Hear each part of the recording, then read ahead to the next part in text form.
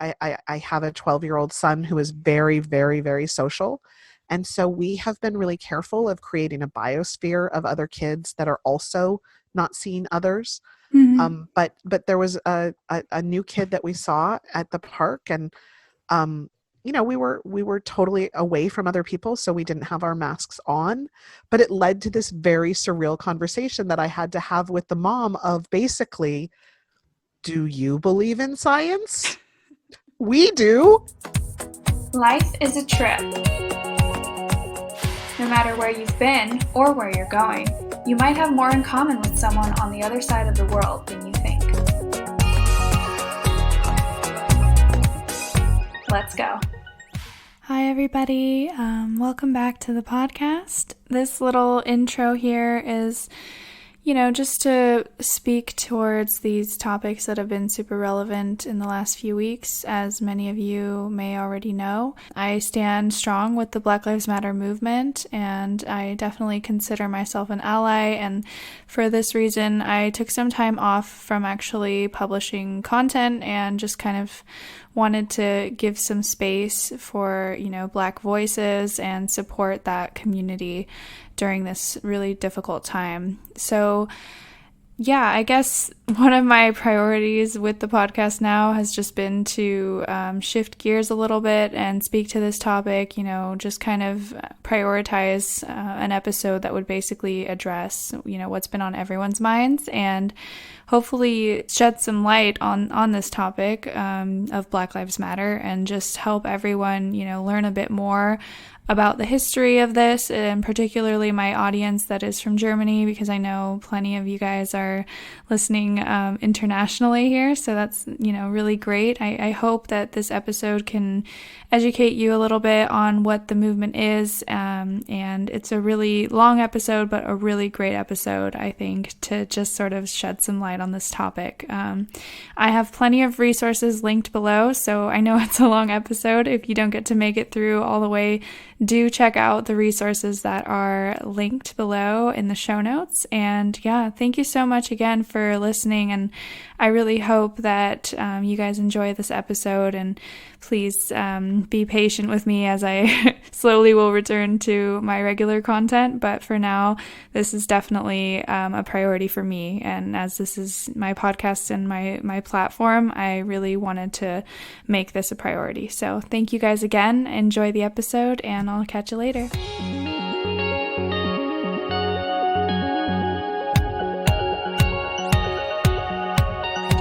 Hi, everyone. Welcome back to Life's a Trip. It's your host, Gio, and today's guest is Professor Jodi Balma. I teach political science in the United States, California to be specific, and Southern California to be even more specific. So I am, for 20 years at Fullerton College, teaching American government, California government, local politics, and contemporary issues in American politics. So it's always interesting, but we've never had a year quite like 2020. I completely agree. So, there's so much we can dive into, but I guess to start off, let's go with what's on everyone's minds, I would say right now, which is, of course, the Black Lives Matter movement. Maybe you can clarify a bit about what that is and how that ended up becoming such a big topic right now in politics. Sure. I think like every movement, it is more than the initial event. And anyone who has studied World War I can sort of question, why did anyone care about Archduke Franz Ferdinand to start, an international war? It's often the spark that lights the fire, where gasoline has been poured for centuries. And that's what we're seeing here. This is the literal straw that broke the camel's back. And so to watch it, you do sort of wonder, why this moment?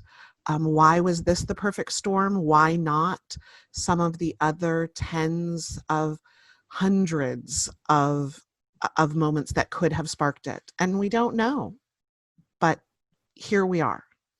Yeah. It's crazy. It's super powerful to see these videos, and it's heartbreaking, especially for me being an expat, not being at home, but also I think a lot of people just feel so powerless in general, even if you are in the Yes. United States. It's really hard. Absolutely. And I think for anyone who's studied psychology and understands Maslow's hierarchy of needs, I spoke a lot about this with my own students as we moved this past semester from in-person on-campus classes to remote. And we all sort of fell down a few rungs of Maslow's hierarchy of needs, and we didn't feel secure. And some of that is certainly driving this anger, this hopelessness, the idea that we feel so unsafe, we feel so uncertain, and that anger has literally run into the streets. Yeah. And it is a culmination of so many factors that we see out there. And then to find each other, to find that there is support, to find that galvanizing emotion of feeling supported and propelling movement, and then to see it happen, to see actual reforms being made in live time. And things are moving very, very fast. Statues are falling down, and city councils, because really in the United States we have a decentralized system of federalism where city governments govern our police. And so it is this very disconnected, decentralized system. It is not one national police force. And so those decisions are being made on a local level all over the country because of these protests. Yeah, I mean, it's really interesting to compare it, to other countries as well, and how, they've handled, situations like this before, but especially, to think about the First Amendment and all of these, rights that we have as Americans, and how we address, these topics that have been, especially, with what happened after slavery and the history of oppression that Black people face, like how that has played into just the ingrained in the culture and the society of the United States. And so it's just really, it's interesting to try to figure out if this actually, works. That was going to be like another question I wanted to ask you, if you think like, the protests and actually all of the people assembling in the streets, that's something obviously part of our history. It was sort of how our country was founded, but there has been a lot of controversy around that, and if that will actually even have an impact. And we are seeing an impact, as you mentioned, but I'd love for you to elaborate a bit more about that. Sure. In public administration and political science, we have the concept of that in crisis there is opportunity, that a policy window opens. After 9/11, we get the Patriot Act because the Attorney General is ready with a package of criminal justice reforms that crack down on so many freedoms and liberties that we have. So the reason that we are getting reform is because people who have been working on these issues for decades were ready for the moment to say what we need to do is focus on mental health services in our police force. That when this moment happened, we need to change the name of institutions that are named for slave owners, that we need to change the military bases that are named after Confederate generals. Here in our small town of Fullerton in Orange County, we just saw the name of Lewis Plummer taken off the Plummer Auditorium because he was a known KKK member. Now, in Orange County, and if you'd like to learn more about Sylvia Mendez and the Mendez versus Westminster case that was in Orange County, we had a lot of housing restrictions that meant that people of color were not allowed to live in suburban neighborhoods like Orange County. So it's interesting that the KKK of the 1920s in Orange County was actually not focused on race. It was focused on Catholicism. It was anti-Catholic, not because they wouldn't have been racist, but because they had already legally taken care of people of color not living in their neighborhoods. So the cross burnings in Fullerton were anti-Catholic. Lewis Plummer's KKK actions were anti-Catholic. And I shouldn't say Lewis Plummer's, that he was a member of the KKK. It was the KKK's actions that were anti-Catholic. We don't have historical records of his actions, and I don't want to, conflate that membership. But that's sort of interesting in our own history. We're seeing that. So all over the country, there are people who have been waiting for people to pay attention. Public defenders have joined this fight. Public defenders are attorneys who are hired by the court system to defend as part of our American government system. And they have, clearly been on the front lines of the institutional racism that takes place in our court system. And they have been talking about the reforms that we need there. All over the country, people are saying, what we need to reform. So that's what the movement allows, is what we call agenda setting in the media, the idea that people are finally paying attention, that, I have been talking about the incredible problems in the criminal justice system for as long as I've been teaching, and people don't really pay attention because crime is bad and we should punish criminals is usually the answer. And then when you dive deep and you pull the cover back and realize how many systemic problems, and for those of your listeners who are new to this and kind of getting this crash course that we're all getting in social science, there don't have to be any racists involved for systemic racism to occur. So we're not saying that every prosecutor or every judge or every juror in a case is racist for there to be racist outcomes. Totally. I think that also ties into, in general, like racism and people, they generally don't have, I think, an idea of what that means and how that is, like I mentioned earlier, tied into the entire history of the United States as a country, and how that does oppress people of color above others, So I would love to also dive into, this whole idea of defunding the police, as well as the prison system in the United States, and how, there is this, I think it's called prison industrial complex. And if you can maybe define that a bit more for listeners. Yeah. And the documentary 13th is a really great documentary to stream. It's available in many places, I'm sure. And that kind of talks about the transfer from the Civil War, when slavery ended with the 13th Amendment, which is the reference in the title, to how the prison system really has taken the place of that. And in Louisiana, prisoners are actually, as a benefit, allowed to work in the governor's mansion and the court system. And so you have these stark images of the good behavior of prisoners being rewarded by getting to work inside the mansion. And if that isn't reminiscent of the house slaves versus the farm slaves of slavery, I don't know how much more we can compare these two systems, where, even Amy Carter, when she was the daughter of then Jimmy Carter, the governor of Georgia before he was president, her nanny was from the prison system, working in the governor's mansion. Wow.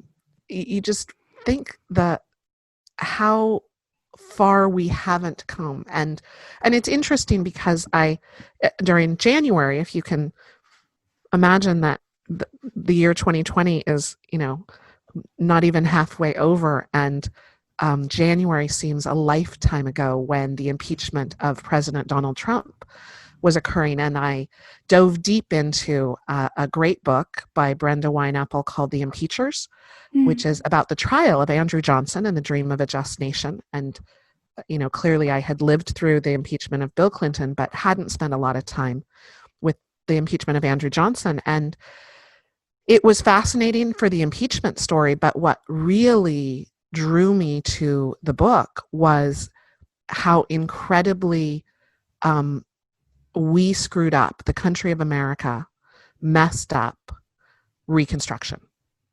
That instead of taking the time to heal a nation, to mediate, The radical Reconstruction with the assassination of Abraham Lincoln left us in the hands of Andrew Johnson, who was fully incapable of having that national movement. And we've seen countries that have done it right. I mean, I think Germany really took a hard look after the Holocaust, after World War II, to say never again. South Africa, after apartheid, where they had a whole reconciliation movement. America did not do that. And we stuck a Band-Aid on it and we said it's over, and we did not heal. We made promises that we broke, which is a recurring theme in America, and the indigenous people can tell you all about broken contracts and broken promises. But that, I think, really is the cause, the original sin of the country. And we never healed when we had the chance to take that. And so we have all of these wounds that have never healed, and systems in place that have never been dismantled. So your question about defunding police, because I do remember that you asked that before I took you on a little journey. Defunding the police is one of those hashtags that sort of took off and needs to be defined and clarified. And so as an educator, I will tell you, education has been defunded time after time after time. It doesn't mean we don't exist. It just means we have less money. So I think that the vast majority of folks are not talking about dismantling police forces. Right. The vast majority of people are not talking about abolishing police forces. But I'll give you an example from the firefighting. When you actually look at city government in the United States, the vast majority of the money goes to public safety. And we spend a lot of money on firefighters, and we spend a lot of money on police. And that's good and valid. That's one of the roles of the city. But when you actually analyze, when you take a look at the statistics of firefighting calls, 85% of all firefighting calls are for healthcare. It's for heart attacks. We are sending a fire truck for what should be an ambulance call because we have a broken healthcare system. And we have really great technology that has reduced the number of fires that we have. We no longer have wood structures that don't have sprinklers. We have, building codes. We have earthquake and fire safety built in. So very few buildings spontaneously combust and just burn down.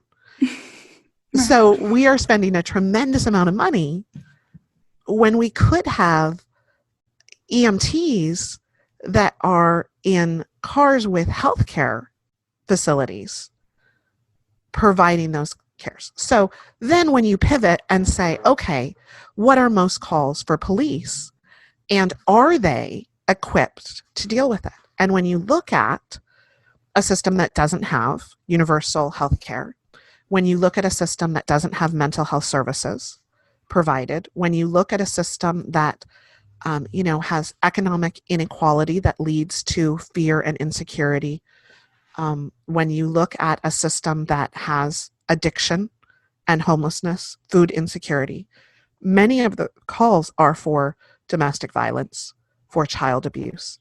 I don't know that a police force motivated to catch criminals can properly be trained to de-escalate violence, to counsel mental health issues. I think that we've seen that time and time again, that police are not trained. And I certainly know my lane as an educator. When I have a student in crisis, I need to turn to mental health professionals. And police don't have that. They are asked to go out on the front lines. And so when we're talking about defunding the police, we're talking about taking a budget that spends the majority of tax dollars on public safety and reallocating that money. It's not a great hashtag, though. My 5-minute answer. I mean, So it's great. Yeah, I mean, that breakdown was really, really helpful, I think, because I completely agree. I think the hashtag threw me off as well when I first saw it. sure, I yeah. was like, what It is turns that? out that complicated public policy doesn't make great hashtags, Yeah. and it doesn't make great social media.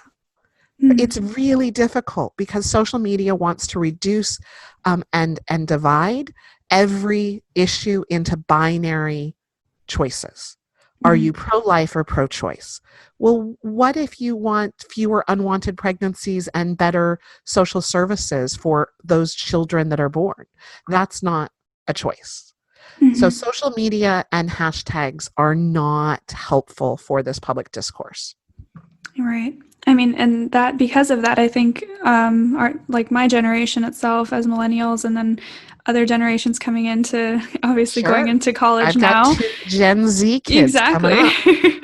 And those, Yeah. those people approaching like the whole college and university atmosphere and climate, they're coming from this sort of, yeah, like only two options type of perspective that Yeah. comes from social media, and also like just a constant bombardment of different types of media. So I'm curious how you approach racism as a topic itself, and also having these, binaries and these two opposing views that we often see, which are, Republicans versus Democrats, especially within Orange Yeah, County.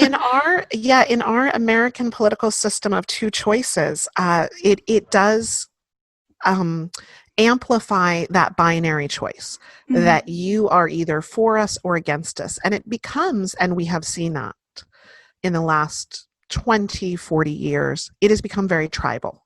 Mm. Um, I am old enough to remember a time when I did not know who people voted for.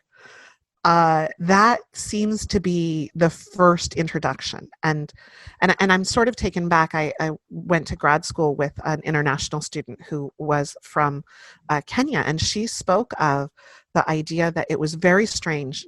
There are always cultural things that strike you as very different when you travel, and so one of them was she had no idea why we needed 56 types of peanut butter in the store. It was just overwhelming, the idea that you needed that many choices, and Yeah. the level of chunkiness was Yeah. overwhelming.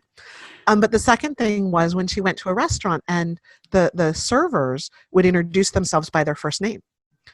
Mm. And it was something very strange to her because she spoke of, at the age of 3 or 4, she would introduce herself not only with her last name, but with her ancestry. And that the reason she would be able to go back 5, 6, 7, 8 generations in her patriarchal line was because when she met somebody, she said, when I met a stranger, I needed to identify if our tribes were friendly or not. Mm. So it was a tribal idea, and clearly no longer based on tribes, but still that idea of the socialization that she was introduced to was, I will know whether or not we should be friends today based on whether our forefathers were friends or members of the same tribe, that I will carry your load if 18 generations back we were related. Wow. And so now we have this tribal division based on Republican or Democrat, that if you wear a red hat that says Make America Great Again, I can discard you and discount anything you say, Mm. even if we would agree on 80% of the things. So those tribal divisions are really difficult because it makes it hard in our society to care for one another during a pandemic. Yeah, totally. And it's funny you mentioned that because, I mean, obviously as an expat, I can relate to like seeing the differences when I moved to Yeah. Oh, I'm Germany sure. I mean, and with the that's part choices. of the fun.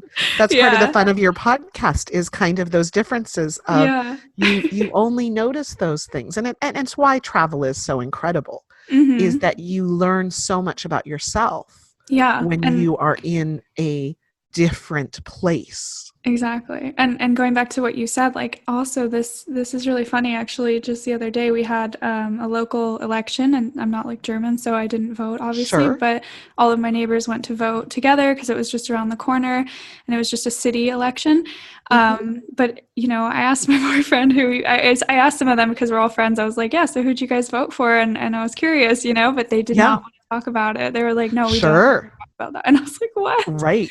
But that Right. was The shocking. secret ballot. Yeah, but I was, Yes. you know, really surprised because I'm used to everyone flaunting like who they voted for, especially on social media, Yeah. and which party Right. they are, you know, supporting. And I don't know, it's very interesting comparing the It two. is. It Yeah. is. And I fear that we are approaching that idea of those being tribal lines that can't cross.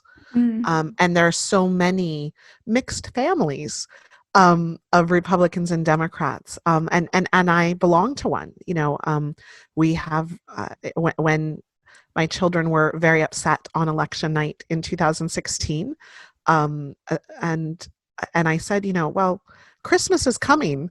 And you might not want to mention that when we see my relatives, because they are going to be very happy with the outcome. And not necessarily that they were Trump supporters, but certainly they had very big concerns about Hillary Clinton. And that becomes the problem.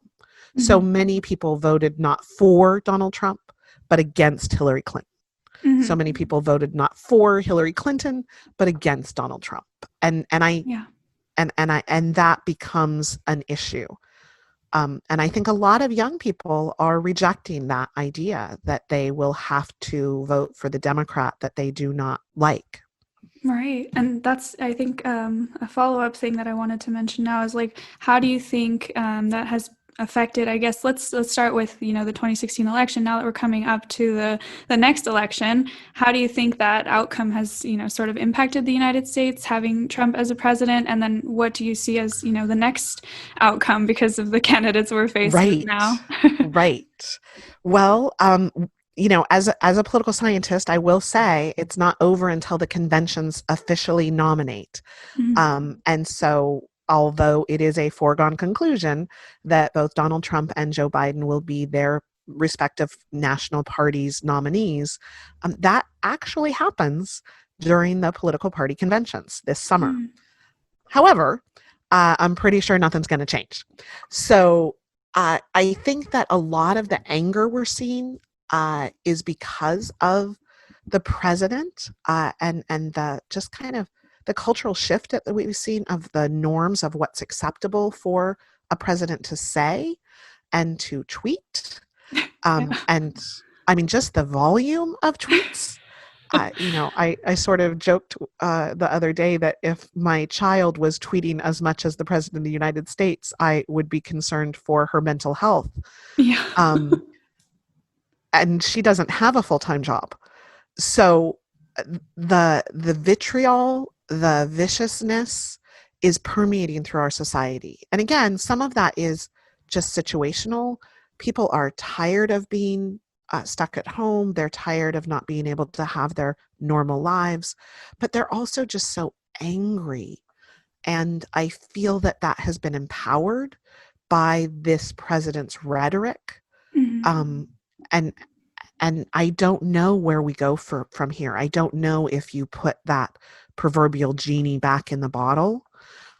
Do we go back to an era of professionalism and niceness? I know there are a lot of folks, you know, protesting in the streets that are talking about that the politics of respectability is no longer working, and so they will be angry and not accepting of things. And kindness goes a long way. And we do, politics aside, have to live and work with each other. And I think that some of my best discussions have been with people with whom I disagree. Definitely. And I mean, if we can also dive into that, like, whole aspect of Trump almost being a symbol for, I guess, the left. A lot of people see him as a symbol of, racism, and the rhetoric is pushing that racist agenda. But I've also heard, more neutral opinions from my friends even, who are like, well, we can't really blame it all on Trump. And in a way, I do agree with that, because obviously you can't put the blame of racism on one person's back. Right. But I would love to know what you think about, how Trump's actions do empower groups like the KKK and, like, this MAGA youth that you see that are kind of, terrorizing people. Yeah. Yeah. And I think when you look at the demographic future of America, it is so clearly, it is so clearly going to be a multiracial, diverse, accepting, loving, more equal nation. Mm-hmm. And in some ways, I believe that Trump represents the almost last gasp of power of a shrinking majority of white supremacists, that they can see very clearly. California is a state that is what we call majority minority, which means that when you look at the ethnic breakdown of the population, a majority of the people who live here are not white. That is not true in the nation as a whole. There's still a majority of whites, and in some states, a state like Wyoming, which has fewer people in it than just the city of Anaheim, where Disneyland is, and the city of Fullerton nearby. So two relatively small towns in Southern California are larger than Wyoming, an entire state. But that state is 98% white. Mm-hmm. Iowa and Vermont and New Hampshire, states that are relatively small. Iowa and New Hampshire are politically powerful because they go first in our very strange selection of the president. They are almost 97 or 98% white. So California is one of the more diverse states, Texas and New Mexico, Hawaii, other states that are very diverse. But voters are still incredibly white. And that's not because white people vote more than other folks, but it's because our socialization process is that the older you are, the more likely you are to vote. And old people in California are still majority white. 72% of the seniors in California over the age of 65 are white. So when old people vote, white people vote. Mm-hmm. So that will change. That will be a transition. But already we're seeing more and more voter outreach in California to people of color. We're seeing more diverse candidates, which of course gets more voters excited. It's nice to see people who look like you on the ballot. It's nice to see people who look like you and from your community come and ask you for your vote. Mm-hmm. So we're seeing that change. But in places like Georgia, in places like Arkansas, it's easy to hold on to that power, not through registering more people to vote, but in a state like Georgia, simply changing the rules to disenfranchise, to take the right to vote away from people of color. And so we're seeing that. I have a childhood friend who is now in Georgia and was on the ballot for a state house race in 2018. And I donated money and I supported her because she's brilliant and should be in charge of everything. But I was talking to Shay Roberts, and, Stacey Abrams was pretty exciting to look as a candidate for the governor of the state of Georgia. And I said, oh my gosh, how is it going? And she said, we just got the polling back and I'm only 5% ahead. And I said, I feel like 5% ahead is really good. Mm-hmm. And she said, no, there's so much voter suppression that if you're not 7%, 8%, 9% ahead, you're going to lose the election. There's so much fraud that they knew that just being 5% ahead was going to be a loss. And that's how Stacey Abrams lost, and a whole slate of Democrats lost the election. And so these white supremacists who are empowered by Trump know that they can't do that in 20 years. the voters will be too large. Those seniors who are overwhelmingly white will no longer be with us. Mm. And more young people are hopefully, I hope, at these protests, learning the power of local politics, learning that it is not the national government that hires their police force, but their city council members. And so not only do they need to vote, they need to run for office. They need to have a seat at the table. And as that happens, we see this grasp of power. And of course, that old quote that equality feels like oppression when all you've known is privilege. Wow. So those great-grandchildren of Reconstruction who joined the KKK because they were taken out of power, they were not, after the Civil War, allowed to, as treasonous Americans who had taken an oath to the Confederate States of America, they were not allowed to hold office. They were not allowed to be elected. And that led them to form the KKK because they felt powerless. And they wanted to hold that power as white supremacists to patrol. And so a lot of police forces come from those vigilante, racist, roaming protectors that lynched and killed those newly elected Black leaders. Those descendants are feeling that powerless. And instead of having a healing discussion, having social discourse of how can we all share that, civil rights are not like pie. There's enough for everyone. Mm-hmm. We can share. And sharing power does not take power away from you. It actually, in a matriarchal sense, sharing power empowers everyone. It lessens the burden. When you look at internationally, but certainly in the United States, the suicide rates for baby boomer white men are off the charts because they feel so much pressure. They were raised and socialized to believe that they should be the economic provider of their family. Mm-hmm. And the economic inequality is so hard for them to be able to provide that it used to be really great book by, and I'm forgetting his name right now, but Robert Putnam, a sociologist who wrote a book called Our Kids.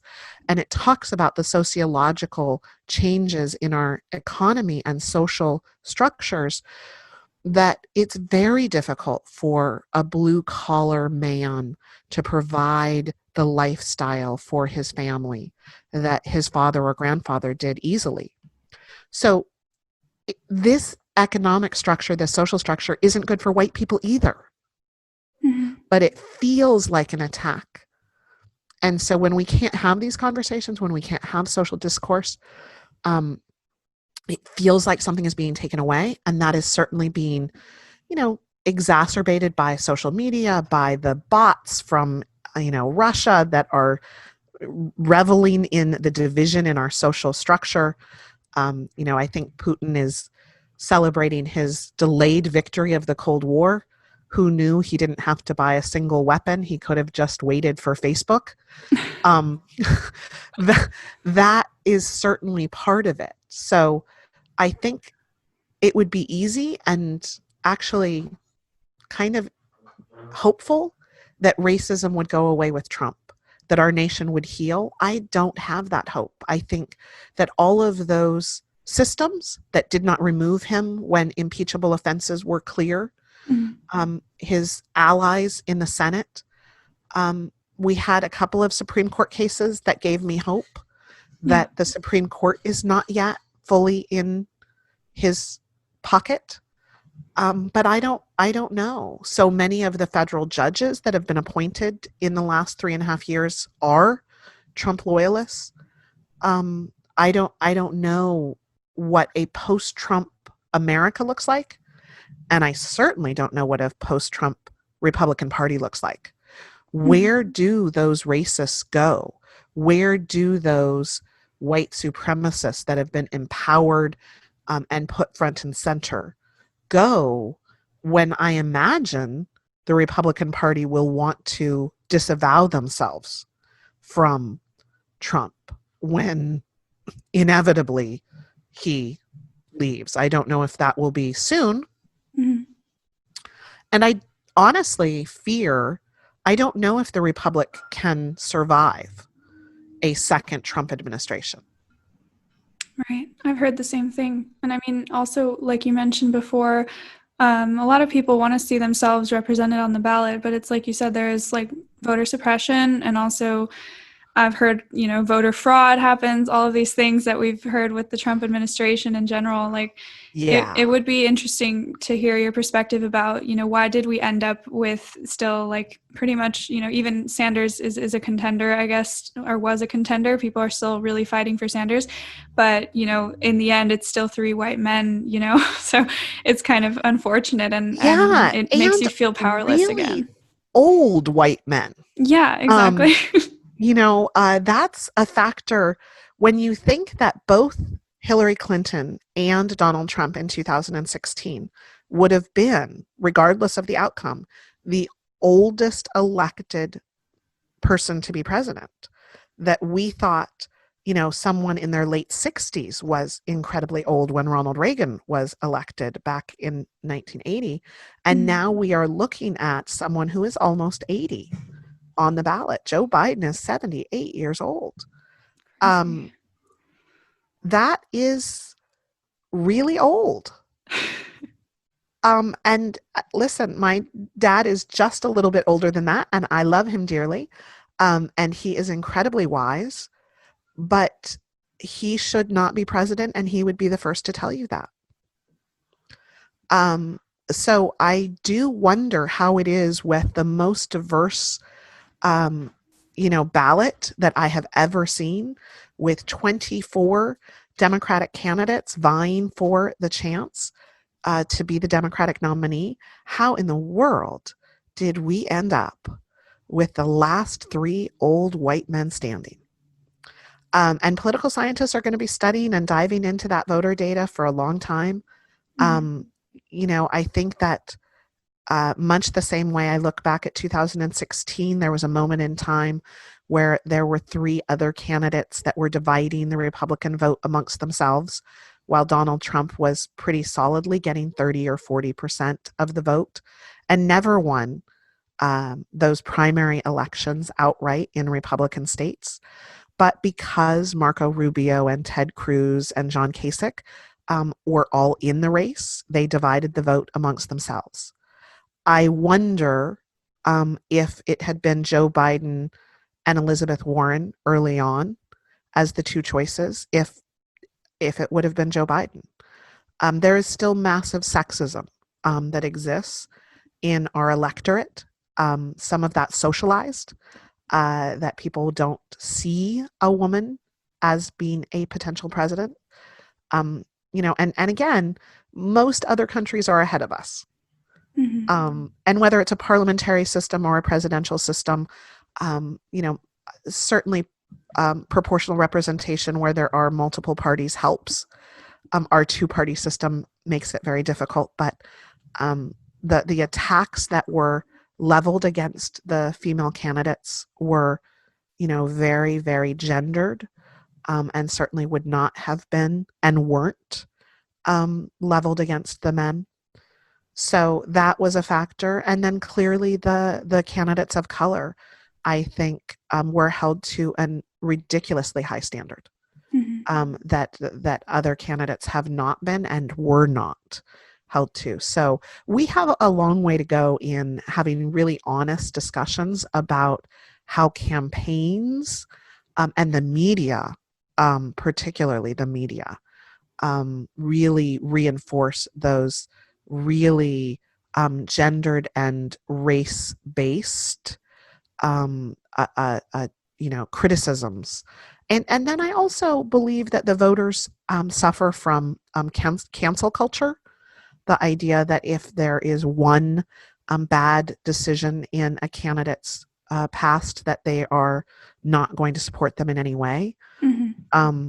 So I don't know what you do with that. These candidates are human and have complicated work history oftentimes, and that in your role as a prosecutor, if you're looking at Amy Klobuchar or Kamala Harris, there are certain expectations, and that we want women to be tough on crime to prove that they are not weak, but then we don't want them to be too tough on crime.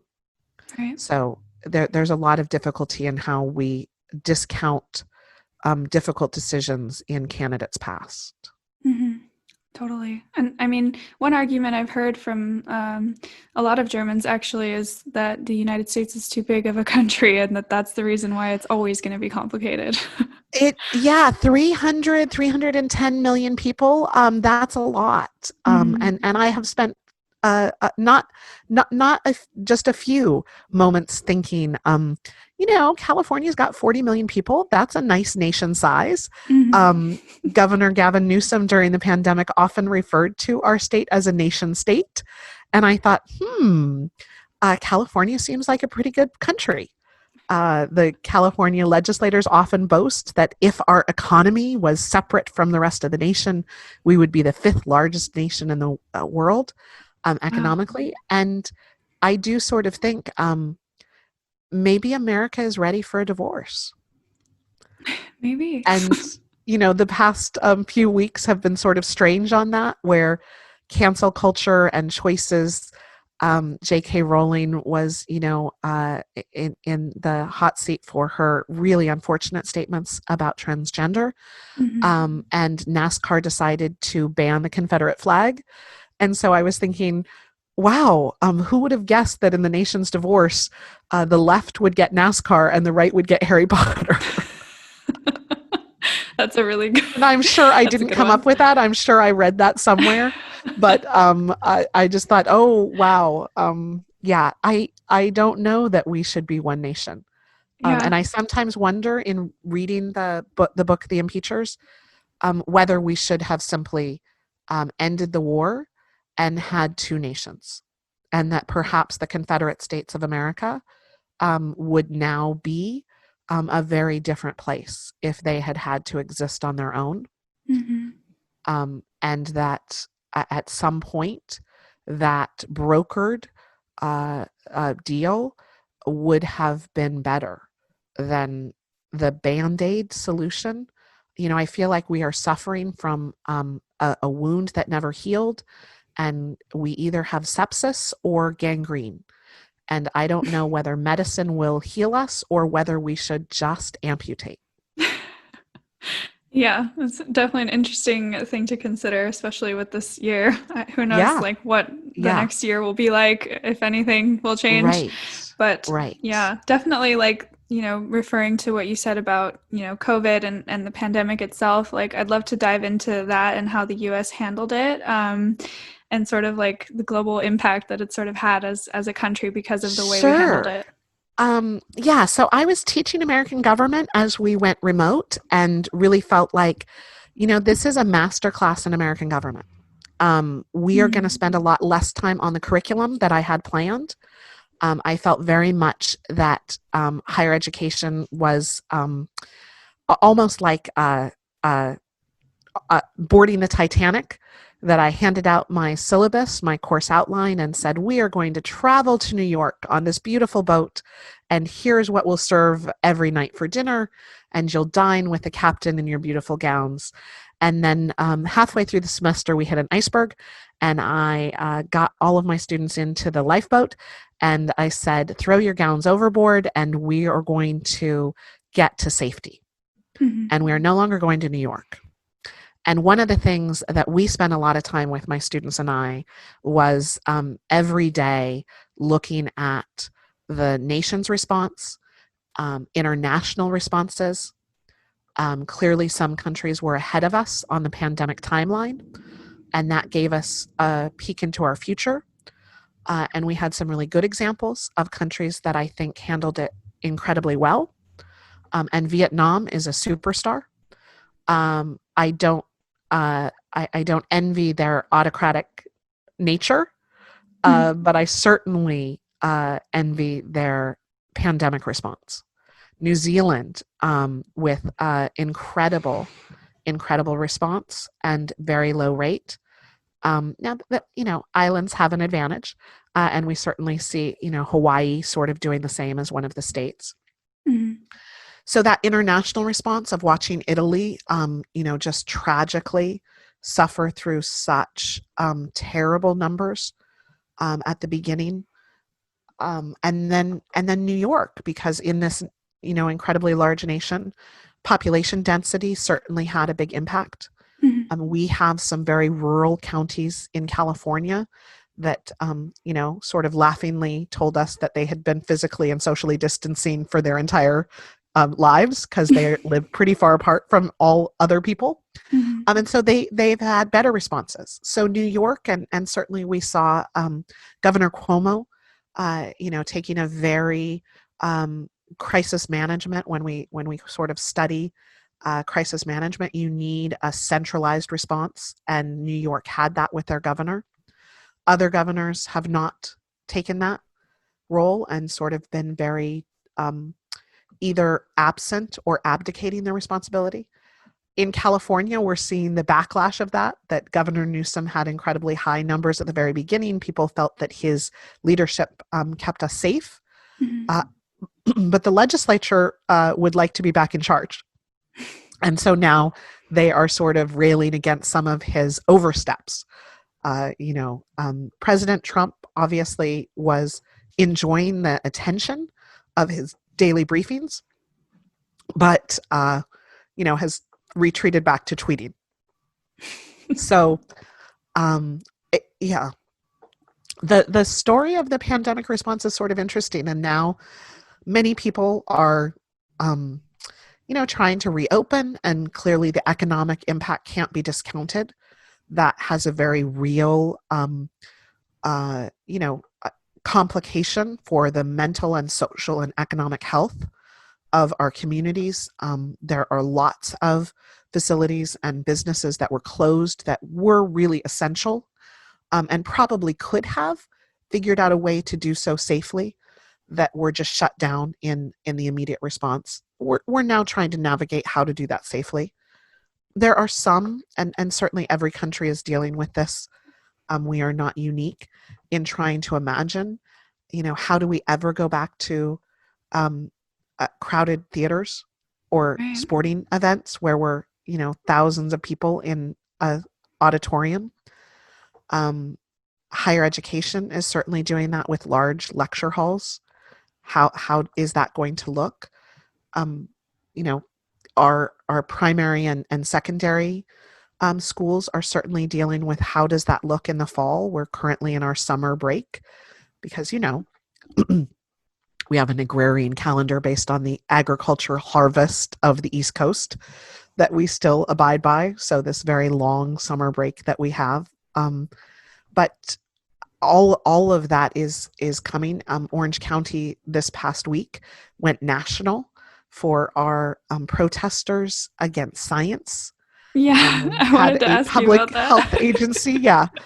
It was very strange to, my husband actually worked for the healthcare agency of Orange County for, about 16 years. And so he's very familiar with a lot of these individuals who are being attacked. And he said it was very surreal to be driving to work, listening to Howard Stern and hear him talk about Dr. Chow, the healthcare agency director, who is being attacked by people who don't believe in science, and don't want to wear masks, that believe their constitutional rights and their civil liberties are being restricted by being asked to wear masks.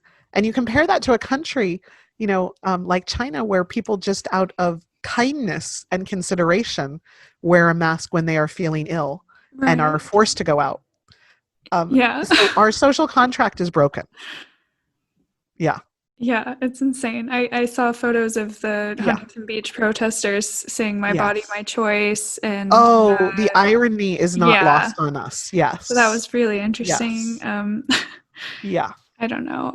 I'm kind of happy that I'm in Germany, I have to say, because I don't know if I could even go outside with what's going on. It's very strange. And, just on a very, on a very personal level, it causes individual conversations that I never thought I would have to have.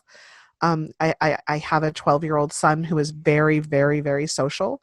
And so we have been really careful of creating a biosphere of other kids that are also not seeing others. Mm-hmm. But there was a new kid that we saw at the park, and we were totally away from other people, so we didn't have our masks on.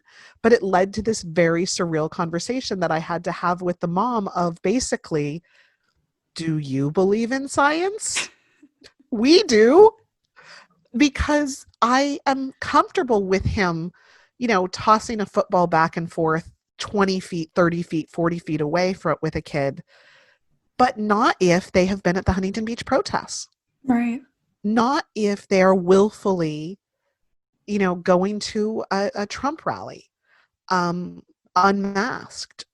There was a protester who at the Orange County Board of Supervisors, as they are, leveling death threats, our public health director, a scientist and a doctor, was forced to resign because she was getting death threats. People had found out her home address and were protesting on her front yard with signs of her as Hitler.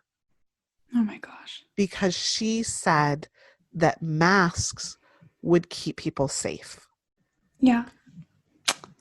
They did the same with Newsom. Yeah. Yeah. So this one protester that got picked up by Now This, which, takes things viral, he was probably in his 70s himself, and he brought his 95-year-old father who fought in World War II to a public health meeting surrounded by other people who deny science to say that he fought in World War II. And I thought, you could have brought a picture of him. You could have made the same point, and you brought him not only out of his house where he should be social distancing, where he should be protected because he is high risk. And when you look at the numbers of those who have died in Orange County, it is primarily seniors. Mm-hmm. The idea that he is willing to risk his father's life to make a point about liberty is absurd to me. Gosh. And that is the very strange place we find ourselves in. Yeah. And I can't imagine what other countries are thinking of us. But every time, we change a travel advisory and don't let people in, I'm sure those people, are thinking, thank you. We didn't want to go right now. Yeah, exactly. And so California is looking to lose $2 billion in travel money of people who are either not going to come to this country or, folks from around the country who will not come to this state. Right. Because they don't want to get on a plane, most likely, and they will stay local. Travel in a car is a lot easier to control your interactions than not knowing who is going to be sitting next to you on a plane. Right. And now that we're heading into summer, I'm sure that's a huge discussion, right, for California being like such a tourist spot. Of course. Yeah. And it's very strange to consider, what does summer look like without summer camps, without travel, without the beach, without tourism. I was just looking back at all of my summer Disneyland pictures, and so many of my students worked there, and that is a really great place to get a lot of hours during summer. Right. All those grad nights that were canceled as our graduations were affected by the pandemic, and Disneyland is a tradition for Southern California students. And in fact, I was born and raised in the Central Valley of the state, and we got on a bus, I think at 4:00 in the morning, to come down to Disneyland for our senior class trip. So it is a tradition that certainly billions of dollars were lost Yeah. Because of all of the travel that is not taking place. Yeah. And has Disneyland actually reopened? It hasn't. It is scheduled to reopen in July, and right now, the union workers are actually petitioning the governor to not allow that to happen because they do not feel that they will be safe. Mm-hmm. And when you look at, this is kind of the complicating factor of this tribe of science deniers, that if the people who are most likely to go to a crowded place are the least likely to take precautions, it puts our young people of color who work at Disneyland and the surrounding resorts, the restaurants that serve those people, the, Uber drivers, the shared Lyft and Uber that would drive people to Disneyland because parking is so expensive. So lots of people often use that. Mm-hmm. Those people who are most likely to go are those who are the least likely to be taking precautions to keep our employees safe. And our workers then, the people who live in Anaheim, are the most likely to live in high density apartments with families with high risk conditions. Right. So, it's one thing if you have somebody who's living alone taking that risk, because the argument, of course, is, well, we still haven't had somebody 18 to 24 die from COVID in Orange County. Yeah, exactly. Okay. Probably less likely, probably likely to get it, to be exposed to it, to be a carrier, but likely not to be a fatal disease for them. However, that's one thing if it's you individually.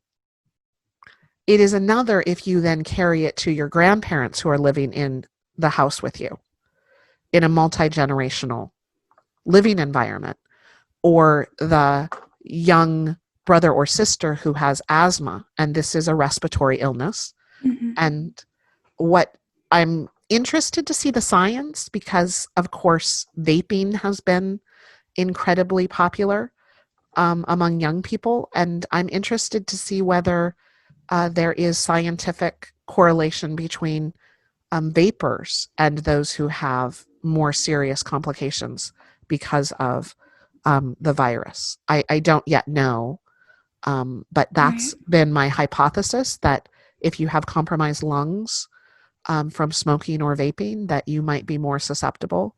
And so I cautioned my students who have that habit to be very, very careful. Yeah.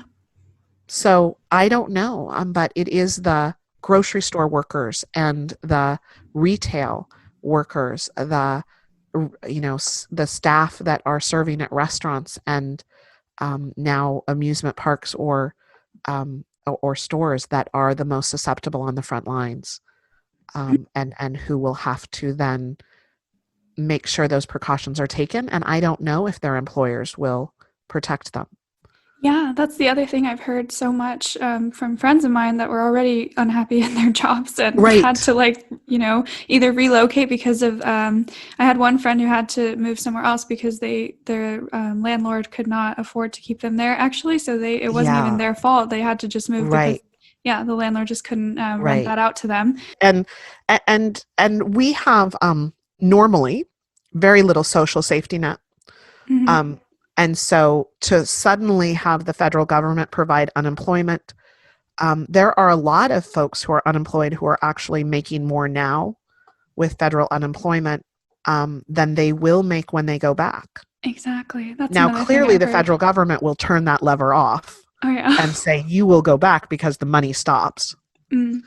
But that is going to be really emotionally difficult to realize that the federal government could provide a social safety net and chooses not to because they want you to go back to work. Right. So that they can have their tortilla chips and margaritas. Yeah, exactly. I mean, the economy itself of the U.S. is so it's crazy, the balance that has to be maintained. And That's why I think for people in Germany, it's such a shock to them when I tell them we don't have universal Yes. health care, or when they read about that, or when they read about gun Right. control that we don't Right. have enough of, and the police brutality. And, there's a huge list. And I don't know, like, I can't really answer their questions as to why that is still an issue. Like, I have no idea why, like, we Yeah. haven't changed it. So I have a whole lecture about why we can't have nice things. Yeah, I'm And sure. the answer is often our cultural value of individualism and our economic system of capitalism. Mm-hmm. And capitalism, of course, you can see many, many, many, many, many examples in international countries that don't have this toxic result.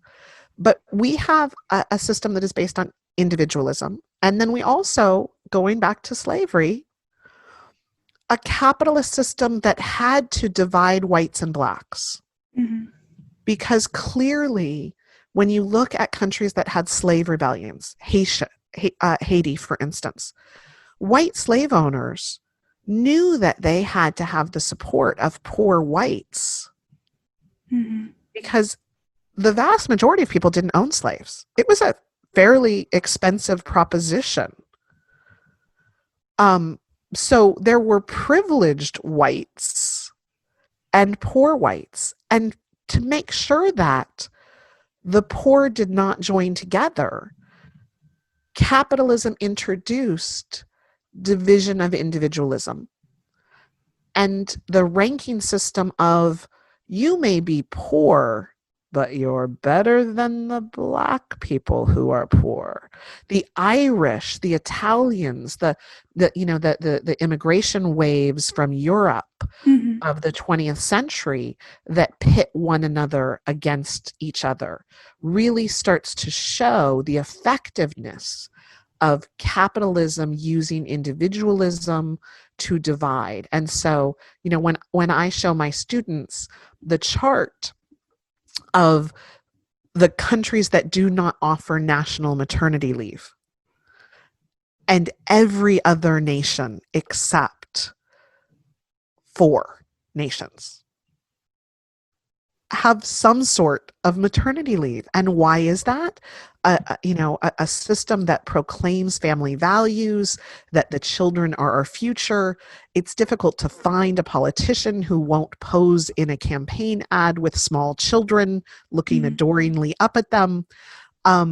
It's because we divide and say, you are on your own. And for reasons I really don't understand, when we had a corporate system that, the old mining towns, where not only your health care was dependent on your employer, but your house, Mm-hmm. your store, you didn't get paid in actual currency. You got paid in script that could be used at the store that the company owned, and the company owns your house. And when your husband tragically died in a mine accident because there weren't proper safety measures, you not only lost your husband provider income, you lost your house and your health care. At some point, we got away from that. Yeah. We said, it's not a good idea for your boss to own your house, but we kept the employer-based healthcare. So now when you are unemployed, you don't just lose your job, you lose your healthcare. Mm-hmm. When you want to have a child, you are relying on the maternity benefit of your employer, because we don't provide one. And it's counterintuitive when you look at a country like Italy or Germany or some of the European countries that have really robust art and entrepreneurship. The reason for that, the reason you can be a self-owned business, that you can be an independent artist, is because you don't have to provide for your own healthcare. Mm-hmm. You have a social safety net that says, yes, take a risk, start your own business. The irony is that America believes that we are great for entrepreneurship, that we're great for self-made business, but there is a cost to that. And the cost is that you have to be able to not be having kids because you won't have maternity leave. You'll lose your health care. You can't have a pre-existing condition. You can't have high prescription cost. So that individualism that says you're on your own, combined with capitalism that rewards businesses that do not provide for their employees, means that all of this is intertwined. Mm-hmm. Almost always the answer to why we can't have nice things is a culture that celebrates individualism, no social contract that says we should all take care of one another, and then capitalism that really rewards decisions that do not benefit people. Right. I mean, and that's what has contributed to, again, what's going on right now. It's like this oppression and this sort of you should be doing it yourself mentality, pull yourself up by your bootstraps type of thing. Right. And we celebrate all those stories. We look at the individual story. And as a social scientist, we caution against that. We say anecdotal evidence doesn't prove you need numbers, you need data, you need to prove your hypothesis with social science. And you can always cherry pick examples to disprove the rule. There's always an exception to the rule. And that's what we do. We say, oh, Donald Trump is a self-made millionaire with only a small $1 million loan from his dad. Exactly. Well, there's the reality that you could probably have taken $1 million in the 1970s, thrown it into the stock market, and been far wealthier than he is today. Yeah. So I don't know that proves anything. Exactly. And so, So I guess, I think we're still pretty far from, being anything in comparison to like what you mentioned, like Italy or Germany or these European countries. But at the same time, this Black Lives Matter movement itself like proves that there is a clear, difference in terms of status and class and opportunities that people have, just based on, their ethnicity, the color of their skin, visible or invisible. Like that is a clear issue, and it's something that we have to address. So it's definitely, powerful what's been going on. And I would love to know like how that's been a conversation with your students, I guess, as a final point, and then also how corporations should address this whole movement right now, like in the workplace. Yeah, I think that I think for our students, for young people, I think it is the reality that their voice matters. Mm-hmm. And that their vote matters. And I keep looking at all of these protesters thinking, I hope somebody's registering you to vote. But there's time for that. I think this movement is important to reinforce the idea that your voice matters, that people are listening. And I hope that we are, since today is June 20th, yesterday was Juneteenth, mm-hmm. which is what started, as a very small celebration in Texas, and has now grown. And yesterday I saw more people than ever learning about our history that doesn't make it into the textbooks. Yeah. And so I often challenge my students to tell those stories. And in whatever lane they want to tell those stories. If you are an artist, tell the story through art. There are some beautiful, and I think if this pandemic shelter in place taught us anything, is that artists were what we craved. We binge watched. We missed theater. We, wanted to see those live performances. Right. We wanted to go to concerts. We really did crave art. And there's, a beautiful artist who is recreating masterpieces with diverse figures and Black figures. Wow. And taking Michelangelo's creation picture and reimagine God as a Black woman, surrounded by Black angels, and not Adam, but Eve as a Black woman, mother of humanity. And it is inspiring and incredible. And I spend hours looking at her work because, of course, when you think of religion, taking what surely was the story of a Middle Eastern man, Jesus, and making him a blonde-haired, blue-eyed, white Jesus that they hang on their church walls and worship. And you think, I wonder what their reaction would be to a child being gunned down in the streets by police if he reminded them of their Christ. I think that depiction in art is crucial. I tell my students who want to be playwrights and movie writers to talk to their grandparents and talk to their elders to get the stories that have not yet made it to the screen. Because that, I think, is crucial. If they want to be teachers, we have to use an ethnic studies term, decolonize the curriculum.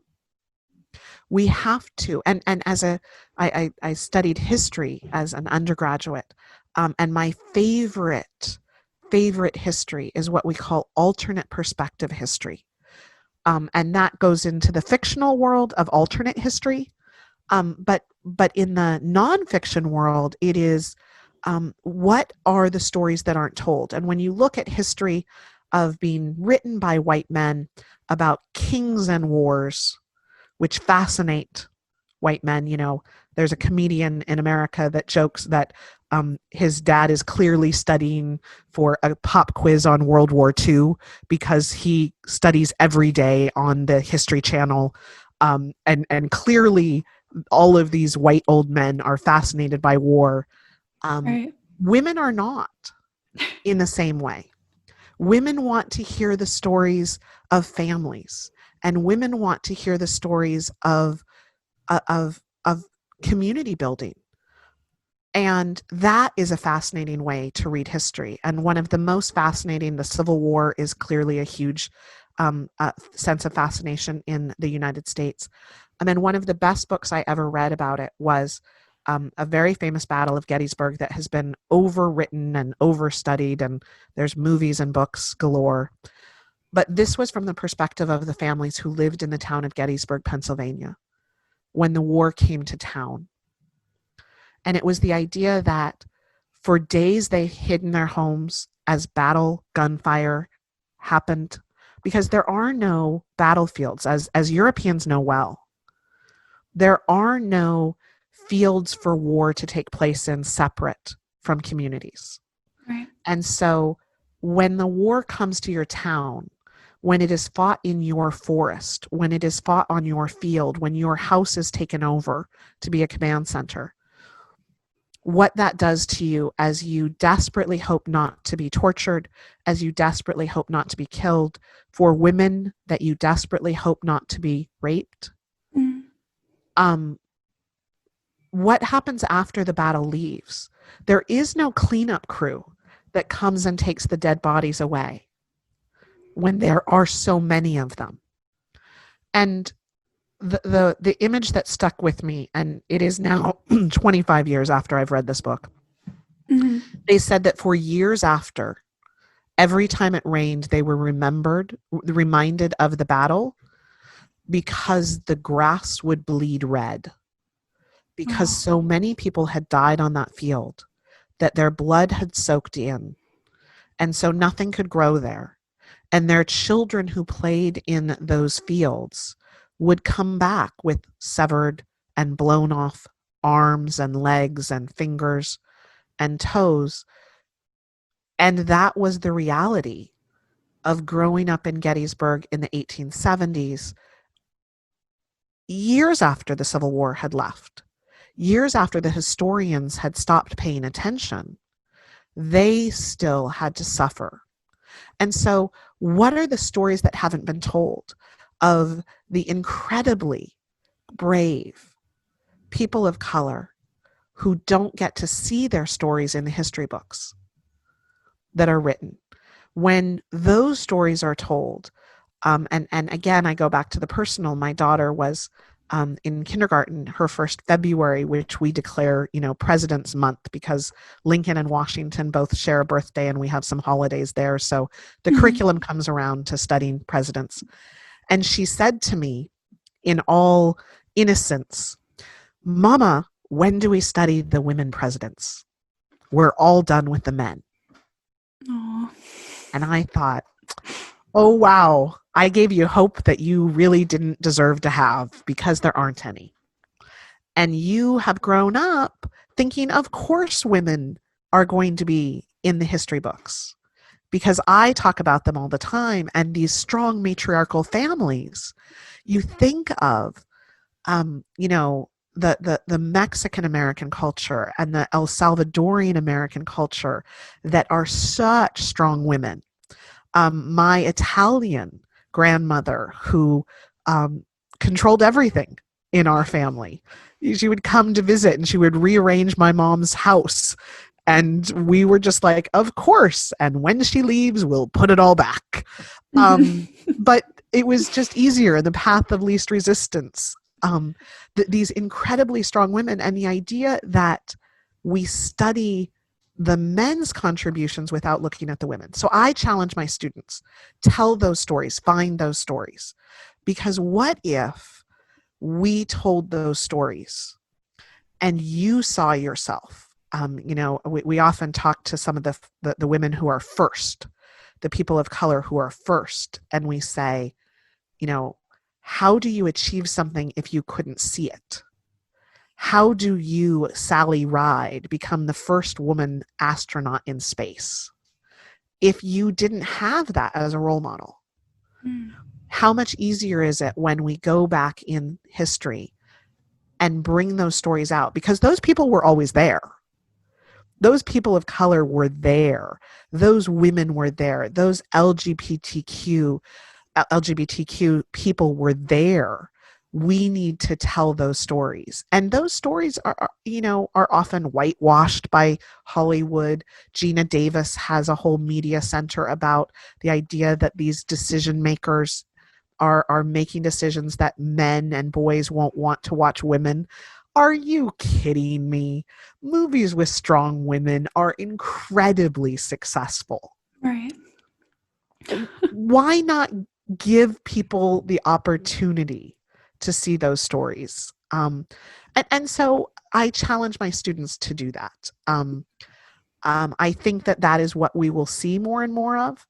And those stories, often art imitates life, but life imitates art. How much easier is it to imagine a Black president when you've already seen Black presidents, Denzel Washington playing a Black president on movies or TV? Right.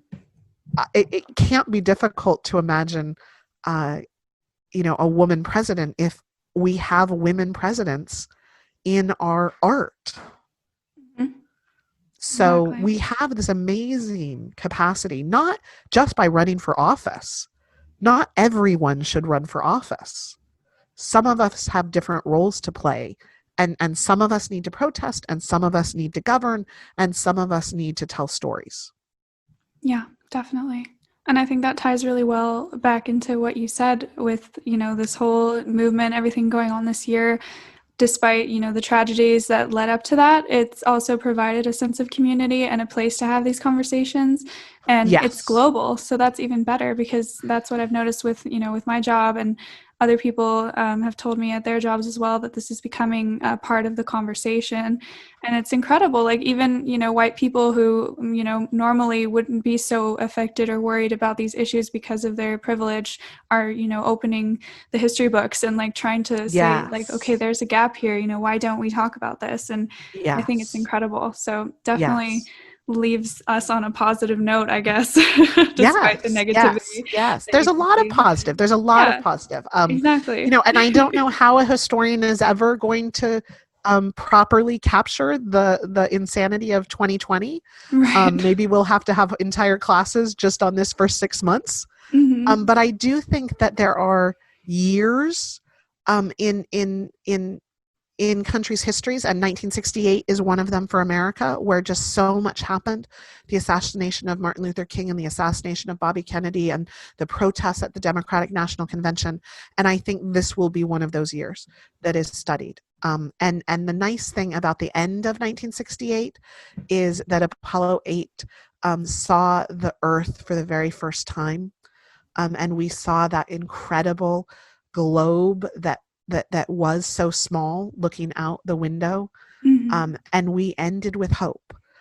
December seems a really long time away from right now, but I hope that we will end this year with some of this hope. And I think the next generation of global leaders is active right now, whether they are watching the protests or they are actively engaged. These young people will be our global leaders, and someday come together at a G8 or a G12 or whatever that international gathering is, and truly come together. And I think many of them will have the year 2020 as the inspiration to why they get involved. Exactly. Totally. Well, let me go into the closing question here since we're almost out of time. Fun. So this is one of my favorite parts of your podcast, so I'm excited. I'm glad you listened to the end. I do. Okay, so yeah, it's just a random question. Don't overthink it. And since you're a political scientist who has obviously looked through historic trends and things like that, it doesn't have to be political. But I would love to know, what fad or trend do you hope comes back? Ooh, so there's immediately, I think of all the ones I don't want to, as a child of the 70s with pictures that I would like to hide. Sure. I'm super happy I don't have Facebook memories to show either the hair or the clothing choices. I'm very happy not to have the hair of the 1980s. Just the global impact on the climate of the hairspray that we all used. So what do I want to come back? Wow, folk music I miss. I love folk music. I'd like a little of that. What other trend? I don't know. Fad. I know, it's a hard one. I can't think of anything. Pet rocks are nice. I liked pet rocks. I felt like so cute. I could keep that was about my level of responsibility as a child. So I never had a pet rock die on me. Let's see. What other fads? I like ska. Is that a fad? I guess so. I mean, you got a few grunge. good ones. I like some flannel. There you go. Doc Martens and flannel is a nice trend. Yes. Yeah. I think that is coming back, which I also really like. So I've been joking that socially distanced campuses opening should really look to the 90s. I feel like we need some guitar playing in the quad from a really far distance and playing hacky sack. Oh yeah. Oh my gosh. Hacky sack, super fun and nice and socially distant. Perfect. Well, I'll write down those things and let's see if we can get that going. Sure. Somebody on Etsy had better be selling hacky sacks. I know. Oh my gosh, I love hacky sacks. Yeah, right? Doesn't it make you want to go out in the park and play? Exactly. It's something you can do. It's social distancing. It's hygienic. Sort of. Perfect. A little koosh ball. We could throw those around. Yeah. I love it. Well, awesome. I would, just as a final note to anyone listening, for any resources you might have, I can link those in the show notes. So if you have any news resources you can recommend or I don't know, anything else, would be great. If you're interested in local for Southern California, Voice of OC is a nonprofit, nonpartisan outlet that's amazing and wonderful. There's some really great independent journalists. Gustavo Arellano works for the Los Angeles Times and has a great podcast. Gabriel San Ramon has a great podcast if you want to keep in touch with folks that are doing really good investigative work on the local level. So yeah, they have really great, interesting podcasts, and they'll keep you informed.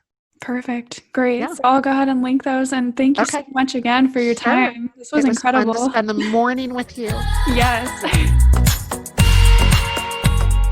Follow me on Instagram by searching for @GeoMonreal, and check out my blog on geomonreal.com. Want to be on the next episode? Send an email to lifeisatrippodcast@gmail.com. Music from purpleplanet.com.